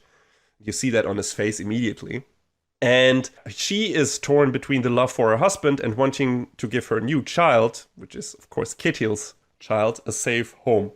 And yeah, in this moment, Thorfinn has determined that it's not enough for him to just abstain from hurting others. To give the souls of the people he killed peace, he intends to grow more wheat than he trampled, build more houses than he burned. He says, you can't achieve true peace with violence, which is a very different viewpoint compared to that of Canute, which he uses violence and oppression to make life, I guess, better in a way, at least for some people. And Thorfinn wants to create a village where nobody has to fight ever. Einar remarks that that's not possible because eventually there will always be Viking raiders and you would have to defend the village. So Thorfinn finally remembers the old stories about the titular Vinland, aka America, I guess. A place where all outcasts can find a home and nobody would be subject to strife. A nice ideal, but as people from the future, we know that his dreams are just that, I guess. Yeah. Well, we'll see where this goes, but at this moment it's like, okay, this probably will not turn out the way you hope it will be, but it's a nice motivation, and it's finally a goal he can strive for. Before this was all unclear, because deep down he knew, even if I abstain violence, even if I try to just defend myself or not fight at all, this might cost the people I care for their lives, because I can't protect them. So what am I going to do? Well, I need to run away to a place where there is no fight at all. So Vinland is like this faraway goal, this faraway land that Leif told him about once, and that, yeah, he intends to go to with the people that are suffering here, and he plans to take them with him and give them a home there where there's no war and everything, which is nice. And yeah, so he, for the first time, has a clear path, or kind of clear path, on what he wants to do with his life, and that invigorates him. The problem is, now we have the threat of Canute's force is approaching, and also the husband of Arnate is running loose, and Snake and his men are tasked to bring him in because he killed his owners and he needs to be punished and everything. So what ends up happening is, and also because Arnate's husband, Gardar, killed a lot of Snake's men when he tried to apprehend him. And so it's because Einar and Thorfinn want to help Arnate, they also try to help her get away with Gardar. And that leads to a fight between Snake and Thorfinn, where Thorfinn has to make a decision, like stay pacifist or defend Gardar to fulfill his promise to Arnate and Einar. And he's still trying to figure out what his way of a true warrior is. But yeah, as expected, the fight between Snake and Thorfinn is a showstopper. Mm-hmm. Man, I don't know. We probably had a fight that looked as good in the first season in terms of choreography and everything. I think the first fight between Thorfinn and Torkil was really good. And there was a fight, I think, between Torkil and Ashelat that was really good. But in this season, we didn't have anything like that so far. So this was a real amazing thing, especially since Thorfinn he only uses his fists, and Snake has a fucking sword. And he's just defending and trying to steer Snake away from a cart that Gardar, Arnate's husband, is on. So it's a really tense fight. It's really well animated. It's really well choreographed. But despite his best efforts, Thorfinn can't stop Snake from inflicting a mortal wound on Gardar. So after Gardar manages to choke out Snake, he and Arnate leave in Sverkel's cart. Arnate being very aware that her husband will die soon. And we get like this incredible collection of scenes with, a mix of Gardar succumbing to his injuries while having dreams of all the moments that led him here, remembering his son being born and growing up, feeling regret for leaving his family and finally being reunited with his son, though only in a dream or death. It's tender, it's heartbreaking, and it's directed so well. This was probably one of my favorite moments from this season. John, what did you think? It was heart-wrenching, man. Yeah, absolutely. It was really well done. Some of those scenes we also already saw at the very beginning of the show during the recitation of the first of the Carve poem, without knowing that it would relate to a particular part of the story. But it was a nice, full circle thing where we came to that. And I really liked that. It was really sad scene, it was really sad moment, and you felt really sorry for that character, especially since there's this despair on his face when he has this part of the dream where he sees through the eyes of his son, maybe, or he sees his wife and sees himself leaving for a battle that will cause his wife being enslaved and his son being killed. And it's so gut-wrenching. He's trying to reach out to stop himself from leaving his family behind, right? Because it's the wrong decision, but he can't change it anymore. And it was such a powerful, sad moment. And yeah, really well done. It ends on kind of a nice note because he gets reunited with his son in the afterlife. But still, it's a very sad scene. And Arnate is left behind, at least for now. And yeah, then we get one of the most ugly scenes in the show, in the season. And I gotta give my respect and kudos to the show for being willing to do such an effective full heel turn for Ketil. One of the characters that was painted as entirely sympathetic up to this point.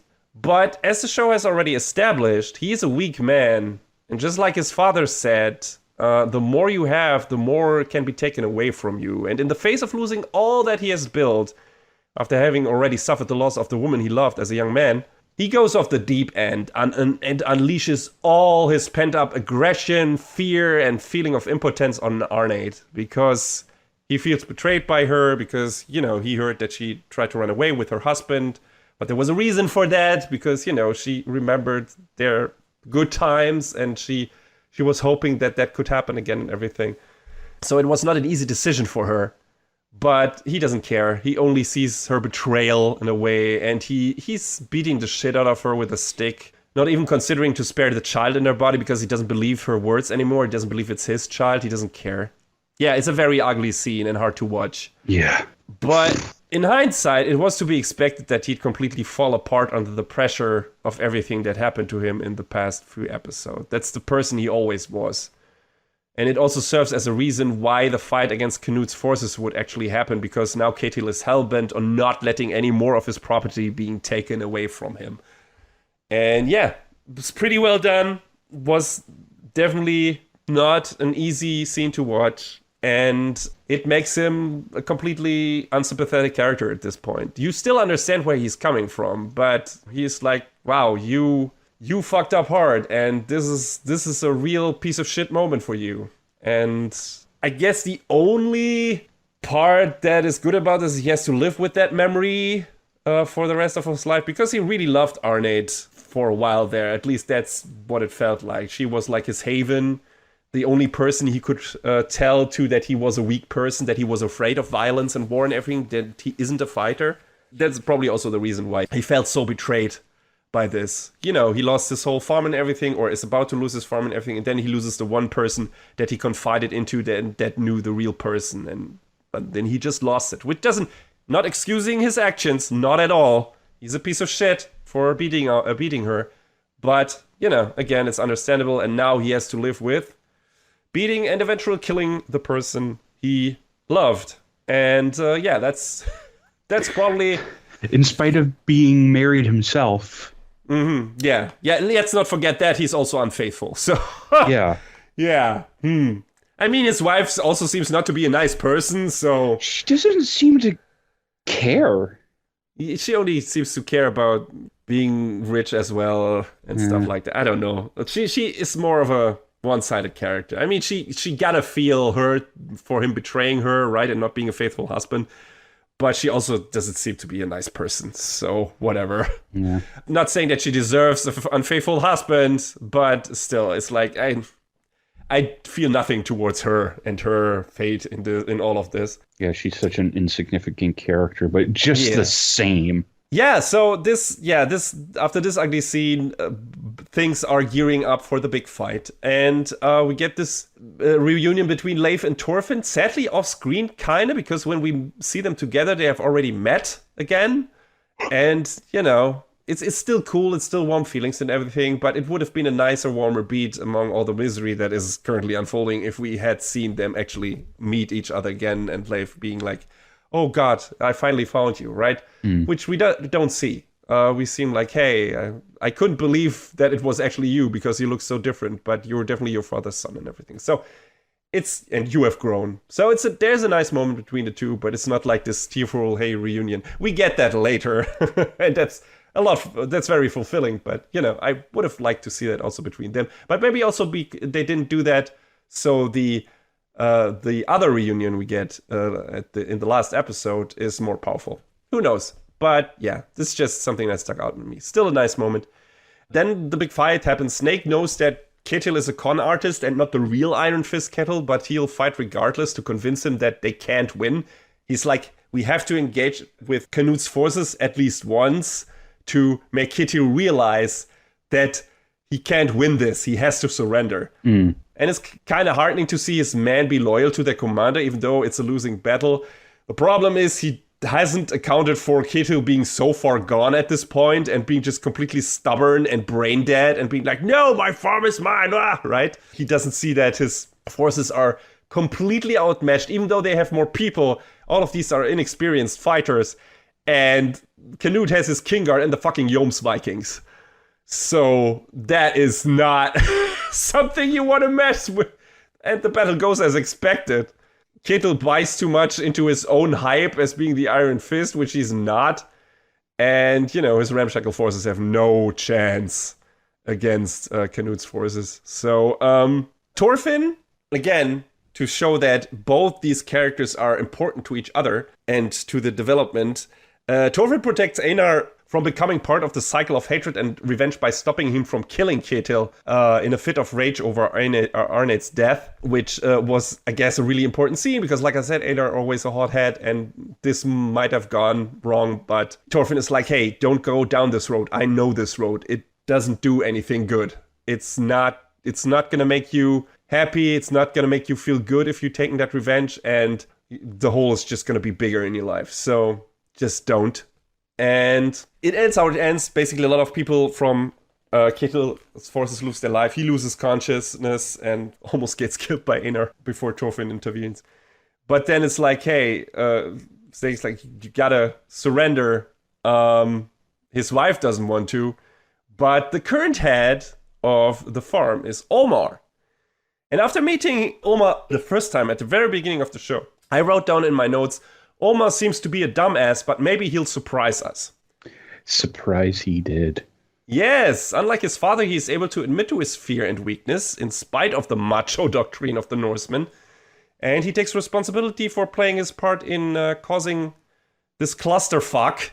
And as the current acting head of the family, he decides to surrender. He even stands up against his giant-ass brother, which is cool. Like, good for him. I really like that scene. I thought, oh, this is a nice turnaround. This is really cool. I hope they would do something like that with this character, because at this point he was like a one-note dipshit.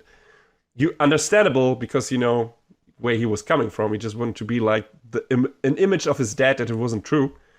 But now he has found his kind of own strength by admitting that he's afraid, that he's not a fighter, and that he is afraid of war and violence and everything, and death, which is totally understandable. And he makes the right decision.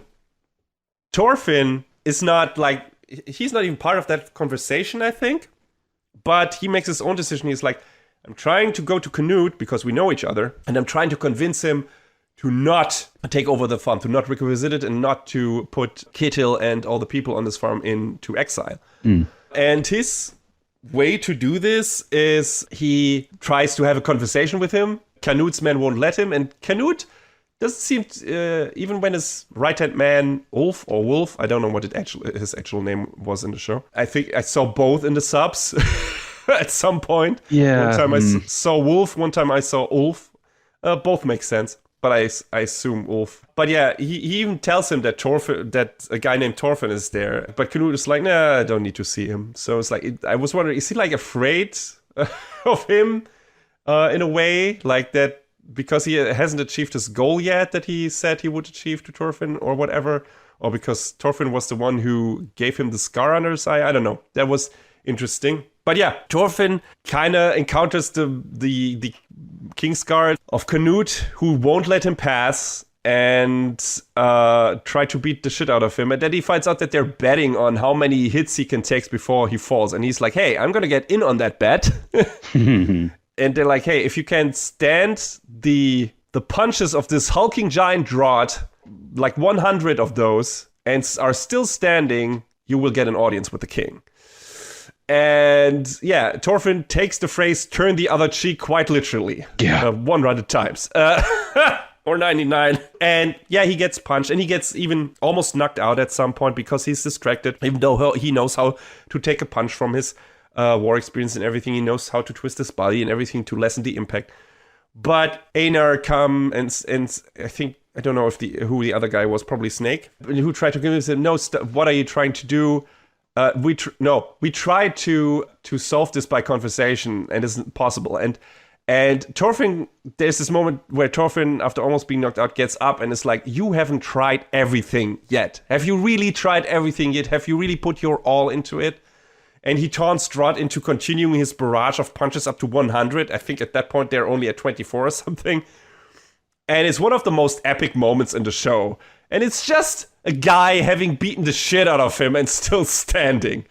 But just the iron will of Thorfinn in this point. Like his goal set in mind, and him being like, I'm not going to punch back. I'm not going to hit you back. I'm just going to take your punches.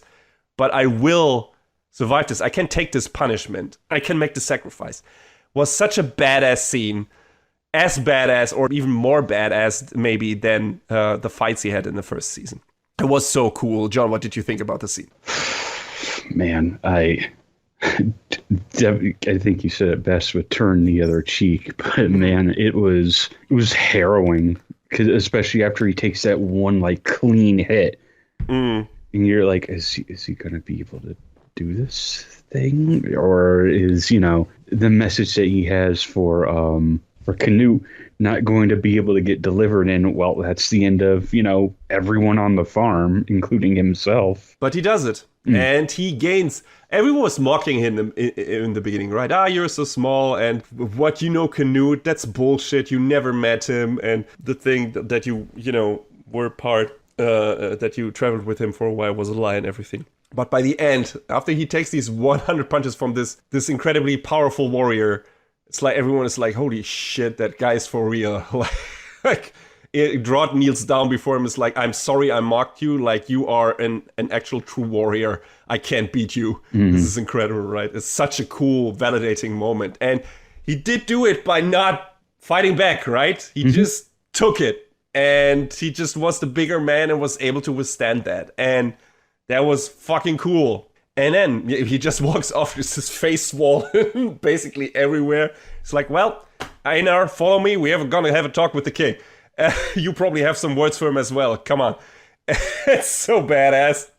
And then we have like this intense face-off between Canute, Thorfinn, and Einar where their worldviews clash.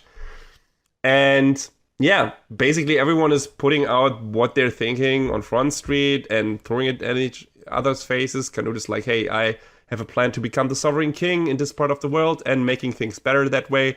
Thorfinn is like, hey, if you're still oppressing people, you're doing it the wrong way, and that's not my way. My way is, as long as I've got some place to run, I won't fight, and I'll create a world for the people who have no place in yours. And if you keep going to oppress more people, eventually there will be nobody left to support you or left in your world. Also, you will create more work for me, someone who has much less power than you, so do better. And with those words, Thorfinn is actually able to convince Canute to leave the farm and all other farms for that matter alone. Because, he sees like, okay, this isn't the way. This is not how I achieve my utopia. And it works out.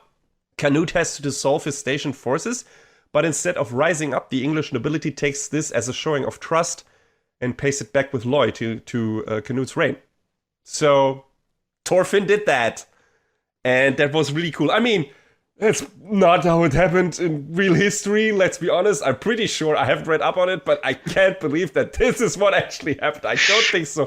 Shut up, it's fine, don't worry about it. Shut up. But this is fine. This is historical fiction.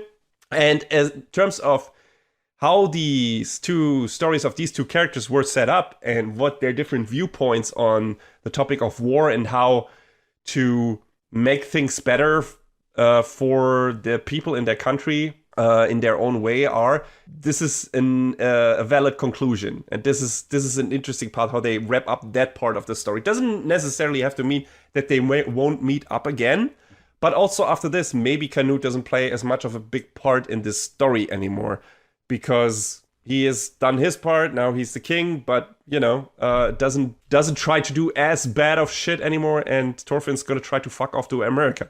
So maybe they won't meet each other anymore.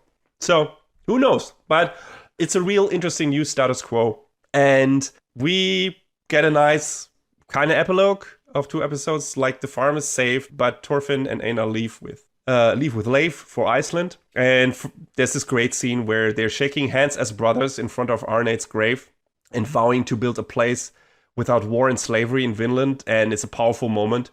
So powerful indeed that despite us knowing very well that they won't succeed probably, we still want to believe they can. So, yeah, very well done. Swelling music and everything. And it's like, wow, these characters already have been through so much and have become such good friends, have become brothers. And it's really cool. And I can't wait to see what comes next for them. And that's where the moment where they bring back the carved poem, which reflects their journey and everything. So, yeah, really cool conclusion to this particular arc of the story. And then we get this final episode with a lot of levity and positive vibes, and it's really nice to have that after all the misery of those 2 seasons. For real, though. I mean, there were some nice and funny moments before, but, very, very few and far between. Yeah. Basically only at the beginning of the first season and then some characters being jackasses and whatever. But this was a nice, genuine, lighthearted episode where Thorfinn gets reunited with his mother and sister, hugging his childhood friend Ari, Einar getting a new family as Thorfinn's chosen brother, it all warmed my heart. And Ylva, his sister, reacting as expected brings a much welcome dose of humor. And Leif actually got to fulfill his promise to Thors. Yay. Yeah. What a nice way to end the season. I really loved that. It was really just a nice bookend to the journey, and him crying into his mother's arms and everything. And I really loved that. It was really emotional, and it was so glad to finally see him after all the shit he went through to get this little in-between happy end chapter before they try to get to Vinland, actually. And man, I was really happy with the way this season ended up. And we get some teases to probably relevant characters for the next season, which will hopefully happen. Because so far the track record of this adaptation has been 10 out of 10 despite changing studios. And I want more. John, do you feel the same? Where's season 3? Give me season 3. I mean, real talk though, Mappa is spread so thin that it's gonna be a minute, and that's fine. Yeah, absolutely. I mean, we waited a while for the second season to be actually confirmed. For a long time, we didn't even know which studio would handle it, right? We just knew Wit is probably not going to do it. And then, oh God, who is going to do it? And then it was kind of a relief to see that Mappa is going to do it. And I hope, so far, with all the projects that they took over from other studios, I mean, which is a lot. I mean, at this point is a lot, but what do we have? We have Attack on Titan, we have One Punch Man, we have Vinland Saga, right? Do we have anything else? There's gotta be, and I can't remember. Yeah, but Attack on Titan, they are wrapping up, right? They continued that. They are finishing that up. It's going to wrap up in the next season or in winter. I don't remember. It's supposed to be sometime in fall. Yeah, so they're definitely dedicated to finishing that up. And I hope they will do the same thing for Vinland Saga and One Punch Man for that matter. I can't wait for the third season of One Punch Man now because it's going to be a severe upgrade from season 2. Like... I forget if it was Yukimura or Yabuta that was talking before season 2, and one of them was like, yeah, we want to do it, but we don't know, if we can make that happen at this point in time. So this existing in and of itself, kind of a small miracle. So hopefully we'll get, I think after this, from what I was looking at, there's 2 more big arcs. There's the Eastern Expedition arc and then the Vinland arc, which is ostensibly the ending. But it apparently, if you look at the number of chapters, the ending has a very long tail, which is okay, fine. But, we'll have to see what happens. So maybe 2 or 3 seasons more, we'll see. Ish. Yeah, I assume they're just going to try to get more people and funds and everything and to actually be able to travel to Vinland because that's a long fucking journey, which I assume is then the Eastern Expedition part thing. And then, like you said, they actually try to travel to Vinland and create a village there, an existence there. And we'll see how much of that is actually going to, are they going to run into Native Americans in Vinland? Is there going to be new war? And then they realize, oh fuck, we'll never be without war? Shit! We'll see. I hope that's not what happens, but who knows. But yeah, I'm super excited to find out. So far, this adaptation has been dream come true for me because I liked what I read of the manga so much. And then I got this great first season. And now we get this fantastic second season. And I have nothing to complain really about these 2 seasons. Yeah. Like this just... Every episode is like, oh, this is great. Oh, great character development. Oh, fantastic new characters to listen to. And a great story, great, very interesting and difficult themes like slavery, war, death, depression, and despair and everything, and trying to find a new path in life after you've done a lot of harm. Redemption, salvation, pacifism, all interesting topics and all handled so well in this show. And... goddamn, I'm head over heels for Vinland Saga, and I just wish one of these days Berserk is gonna get a treatment like Vinland Saga is getting, like a mature take on a mature story with very good production values. And so far, like I said, nothing to complain about this adaptation and this story so far, and I hope it's gonna stay the same. I assume you feel the same, John. Yes, for sure. All right, yeah. So, this season felt very different than the first one. A lot less focus on action, even more driven by character development. Contemplative, introspective, a lot of food for thought. And, like I said, I loved every second of it. Vinland Saga is just a fantastic story, and we hope we get to see more of this epic tale unfold in the not-too-distant future.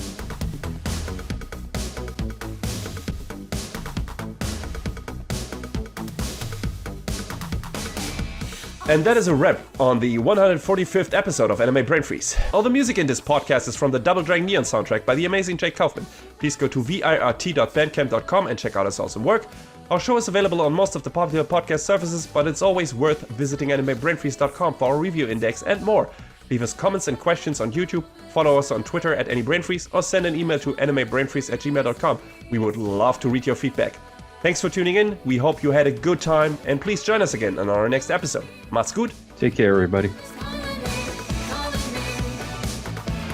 Next time on Anime Brain Freeze.